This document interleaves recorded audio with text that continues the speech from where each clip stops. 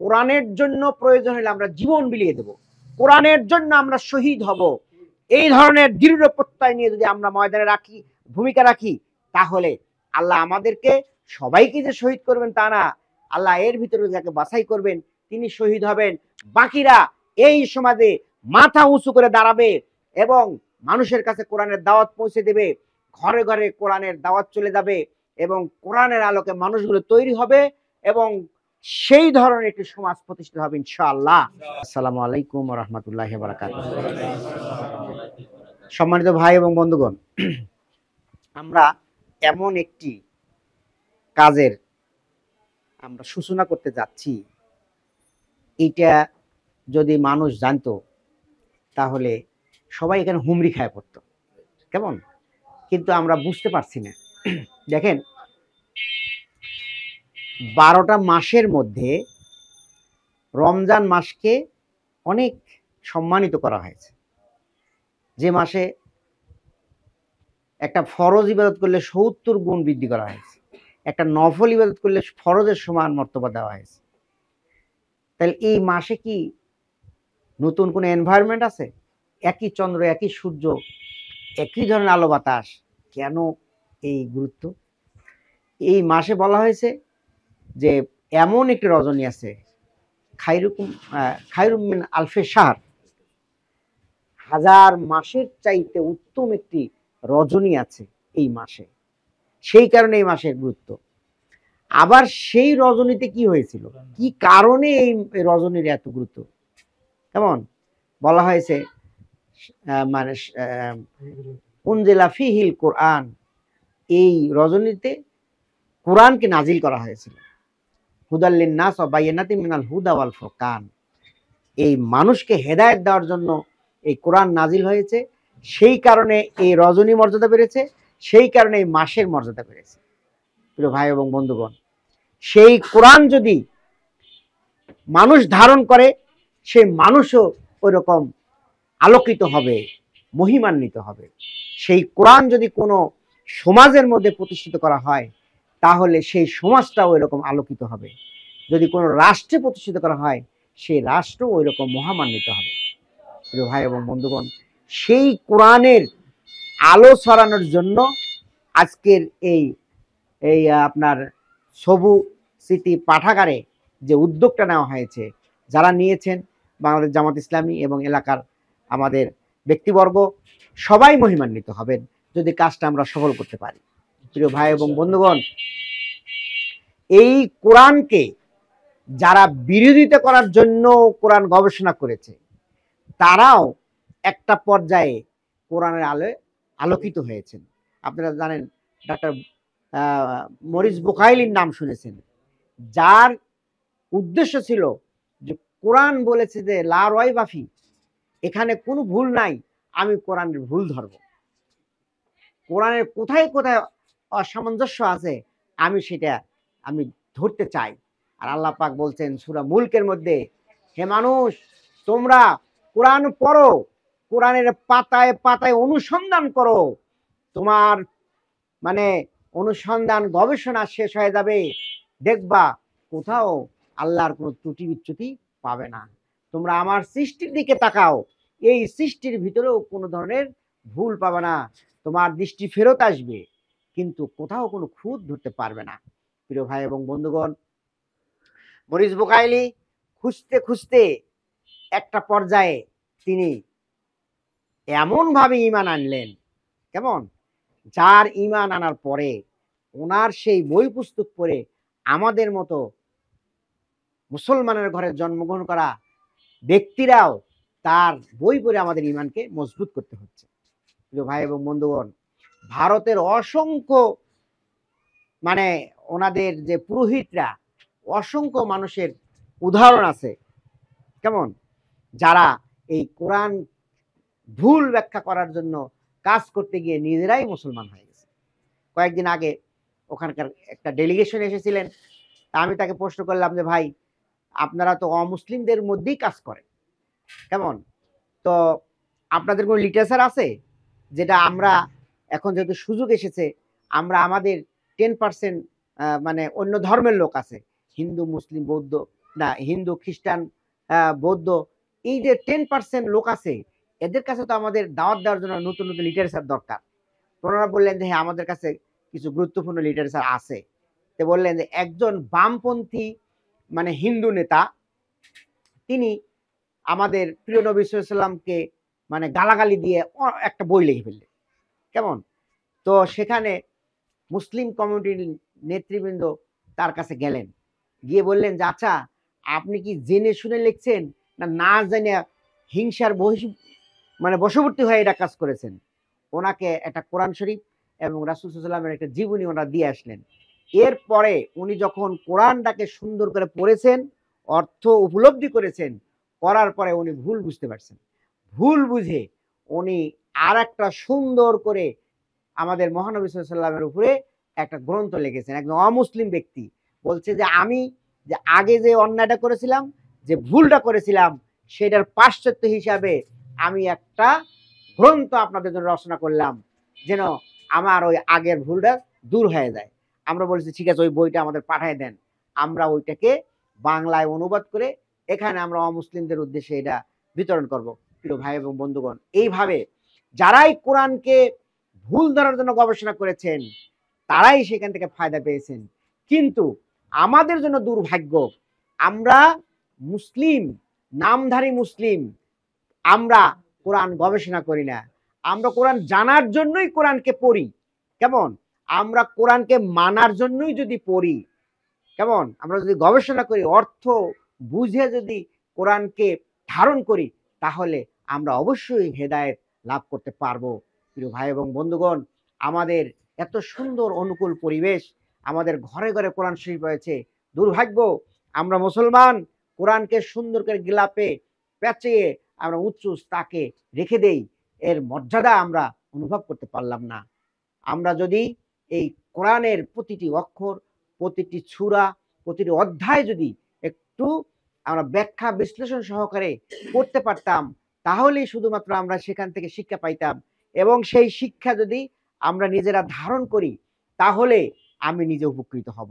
আর যদি আমাদের সমাজে সেটা চালু করতে পারি, তাহলে আমাদের সমাজটাও আলোকিত হবে। আপনাদের এই প্রতিবেশী ছিলেন আল্লামা দেলোয়ার হোসেন সাঈদী। ওনার উপরে যে নির্যাতন করা হয়েছে, ওনার জন্য কত সুন্দর সুযোগ ছিল। ওনাকে যখন একটানা 60 দিন রিমান্ডে নেওয়া হয়েছে, একটা পর্যায়ে তাকে বলা হয়েছে যে হুজুর, আপনার আর কোনো রিমান্ড লাগবে না, আপনি শুধুমাত্র এই কোরআনের এই যে ব্যাখ্যা যেটা বলেন, জামাত ইসলামী যা বলে ওই ধরনের ব্যাখ্যা না করে আপনি একটু কাটছাট করে ব্যাখ্যা দেন, আর জামাত ইসলাম করবেন না, এই জাতীয় কিছু একটা লিখে দেন, তাহলে আপনাকে আমরা বাসায় নিয়ে যা একদম সসম্মান রেখে আসবো। এবং আপনি ওইভাবে ব্যাখ্যা দিবেন, যে ব্যাখ্যা দিলে কোনো রাজনৈতিক মানে এটা না আসে, কেমন, আমাদের সরকারের কোনো অসুবিধা না হয়, তাহলে আপনার আয় রোজগারের সমস্যা হবে না, আপনার কোনো রিমান্ডও হবে না, আপনি সুন্দরভাবে থাকতে পারবেন।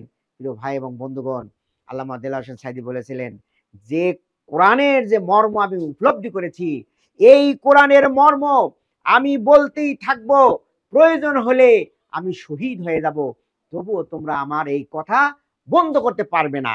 আমি আল্লামা দেলোয়ার হোসেন সাঈদী সাহেবের মামলায় আমি ভূমিকা রাখার সুযোগ পেয়েছি। একদিন মাদ্রাসা মাঠে ওনাকে নিয়ে আসছেন, খুব সকালবেলা নিয়ে আসছেন। আমি সকালবেলা বাসা থেকে নাস্তা না খেয়ে আসছি যে হুজুরকে নিয়ে আসবে। আসার পরে শুনি যে কোর্টের কোনো লোক আসে নাই, কিন্তু হুজুর একা একা বসে আছে। ছুটে গেলাম ওনার কাছে এবং ওনার সাথে দীর্ঘ সময় আমি ওনার কাছ থেকে দোয়া নেওয়ার সুযোগ পেলাম এবং কথা বললাম। উনি বলছিলেন, তোমরা আমার জন্য একটু দোয়া করো, আল্লাহ যেন আমাকে এমন কোনো কঠিন পরীক্ষায় না ফেলে যেন সেখানে আমি উত্তীর্ণ হতে না পারি। আমি বললাম যে হুজুর, আপনি তো অনেক কষ্টের মধ্যে আছেন, এর সাথে আর কঠিন পরীক্ষার কি হবে, যে ছোট্ট একটা জায়গার মধ্যে আপনাকে রাখা হয়েছে, যেখানে বসার কোনো জায়গা নাই, কেমন, আপনার কোমরে ব্যথা, হাঁটুতে ব্যথা, আপনি হুইল চেয়ারে যাতায়াত করেন, সেখানে টুল নাই, বসার জায়গা নাই, আপনাকে মাটিতে থাকতে হয়, আর কি কঠিন পরীক্ষা হবে? হুজুর বললেন, আলহামদুলিল্লাহ, আমার এতটুকুতে আমি আমি আমার প্রভুর প্রতি খুশি আছি। এর চাইতে বড় কোনো কঠিন পরীক্ষা যেন না হয় যেখানে উত্তীর্ণ হতে পারবো না। প্রিয় ভাই এবং বন্ধুগণ, উনি বলছিলেন, তোমরা আমার জন্য দোয়া করো। আমার সর্বশেষ ইচ্ছা হলো দুইটা। একটা হলো, আমি যদি এক দিনের জন্য হলেও আমি কোরআনের ময়দানে আর একদিন আমি মানুষের সামনে কোরআন থেকে কিছু কথা বলতে চাই। একটা দাবি, একটা আল্লাহর কাছে আরজি, আর একটা আরজি হলো আমি শেষবারের মতো আমি আমার নবীর রওজায় সালাম দিতে চাই এবং সেখানে যেন আমার দাফন কাফনের ব্যবস্থা হয়। এই ধরনের দোয়া উনি করছিলেন। প্রিয় ভাইয়েরা, উনি শাহাদাতের জন্য চেষ্টা করেছেন, দোয়া করেছেন, সব জায়গায় উনি বলেছেন যে আল্লাহ যেন আমার শাহাদাত মর্যাদা দেয়। তো দেখা গেল যে যে কায়দায় ওনাকে হত্যা করা হলো, আমরা যতটুকু খোঁজ খবর নিয়েছি ওনাকে ইনজেকশন দিয়েই তাকে হত্যা করা হয়েছে। অতএব তিনি একজন শহীদের মর্যাদা লাভ করেছেন বলে আমরা আশা করি। আল্লাহ তাকে শহীদের মর্যাদা দান করুন। প্রিয় ভাই এবং বন্ধুগণ, কোরআনের জন্য এইভাবে কাজ করতে হবে। কোরআনের জন্য প্রয়োজন হলে আমরা জীবন বিলিয়ে দেব, কোরআনের জন্য আমরা শহীদ হব। এই ধরনের দৃঢ় প্রত্যয় নিয়ে যদি আমরা ময়দানে রাখি, ভূমিকা রাখি, তাহলে আল্লাহ আমাদেরকে সবাইকে যে শহীদ করবেন তা না, আল্লাহ এর ভিতরে যাকে বাছাই করবেন তিনি শহীদ হবেন। বাকিরা এই সমাজে মাথা উঁচু করে দাঁড়াবে এবং মানুষের কাছে কোরআনের দাওয়াত পৌঁছে দেবে। ঘরে ঘরে কোরআনের দাওয়াত চলে যাবে এবং কোরআনের আলোকে মানুষগুলো তৈরি হবে এবং সেই ধরনের একটি সমাজ প্রতিষ্ঠিত হবে ইনশাআল্লাহ। আমরা 5ই আগস্টের আগে যে পরিবেশটা দেখেছিলাম, বিভীষিকাময় পরিস্থিতি, কোরআনের কথা বলা দূরের কথা, আমরা মসজিদে যাওয়ার অপরাধে আমার ভাই আবরার ফাহাদকে শহীদ হতে হলো। শুধুমাত্র মসজিদে গিয়ে জামাতে নামাজ পড়ে, মানুষকে নামাজের দাওয়াত দেয়, এই কারণে বলতে যে এই শিবির করে, তাকে সারা রাত নির্যাতন করে তাকে হত্যা করা হয়ে গেল। ঠিক আছে ভাইরা, আপনারা দেখেছেন যে ওই বিশ্বজিৎ নামে একটা ছেলে, হিন্দু ছেলে, সে তার দাড়ি রেখেছিল কেমন, যে একটা শিবিরের মতো চেহারা, এই জন্যই তাকে টার্গেট করে যখন নির্যাতন করা হচ্ছিল সে বলছে দেখেন আমি তো শিবির করি না, আমি একজন নন মুসলিম। কিন্তু এই কথাগুলো কেউ বিশ্বাস করে নাই, তাকে নির্যাতন করতে করতে শহীদ করে দিয়ে। প্রিয় ভাইয়েরা, সেই যে একটা বিভীষিকাময় একটা পরিস্থিতি ছিল, যে পরিস্থিতিতে কোরআনের কথা বলা যেত না, হাদিসের কথা বলা যেত না, রাসূলের কথা বলা যেত না, আল্লাহর কথা বলা যেত না, নারায়ে তাকবীর আল্লাহু আকবার এই স্লোগান দিলে আপনারা দেখেছেন যে আমাদের পুলিশ অফিসার বিপ্লব কুমার কোথায় আমি জানি না, সেই বিপ্লব কুমার বলছিল যদি জামাত শিবিরের স্লোগান নারায়ে তাকবীর আল্লাহু আকবার দিয়েছে। প্রিয় ভাই এবং বন্ধুগণ, নারায়ে তাকবীর আল্লাহু আকবার এটা বাংলাদেশের মানুষের অহংকার, এটা বাংলাদেশের মুসলমানদের স্লোগান, এইটা মানুষ ধারণ করবে, লালন করবে। সেই স্লোগানকে বন্ধ করার জন্য তারা বদ্ধপরিকর হয়েছিল। আলহামদুলিল্লাহ 5ই আগস্টের যে বিপ্লব হলো, সেই বিপ্লবের 3টা স্লোগান আপনারা দেখেছেন। একটা ছিল নারায়ে তাকবীর আল্লাহু আকবার, আর একটা ছিল উই ওয়ান্ট জাস্টিস, আর একটা ছিল যে ঢাকা না দিল্লি। কেমন, আমরা আধিপত্যবাদকে মানি না, প্রয়োজনে জীবন দেব, শহীদ হব, তবুও আমরা দিল্লির আধিপত্য মানি না। এই যে স্লোগান, অর্থাৎ নারায়ে তাকবীরের স্লোগান হলো বাংলাদেশের মানুষের স্লোগান, নারায়ে তাকবীরের স্লোগান হলো মুসলমানের স্লোগান, নারায়ে তাকবীরের স্লোগান হলো সাহাবী আজমাইনদের স্লোগান। এটা কোনো ব্যক্তির নয়, কোনো দলের নয়, কোনো গোষ্ঠীর নয়। এই স্লোগান যদি আমরা সার্বজনীন করতে পারি, তাহলেই শুধুমাত্র বাংলাদেশের মানুষের সেই স্বাধীনতা আসবে, বাংলাদেশের মানুষের মুক্তি আসবে ইনশাআল্লাহ। প্রিয় ভাই এবং বন্ধুগণ, যে কোরআনের যে প্রশিক্ষণের জন্য এই যে উদ্বোধন হয়ে গেল, যে দরজা খুললো, এই কোরআনের এই দরজা আমাদেরকে উন্মুক্ত রাখতে হবে। এখানে যেন শিশুরা আসতে পারে, এখানে যেন বৃদ্ধরা আসতে পারে, এখানে যুবকরা আসতে পারে, সেই ধরনের অ্যারেঞ্জমেন্ট দিতে হবে।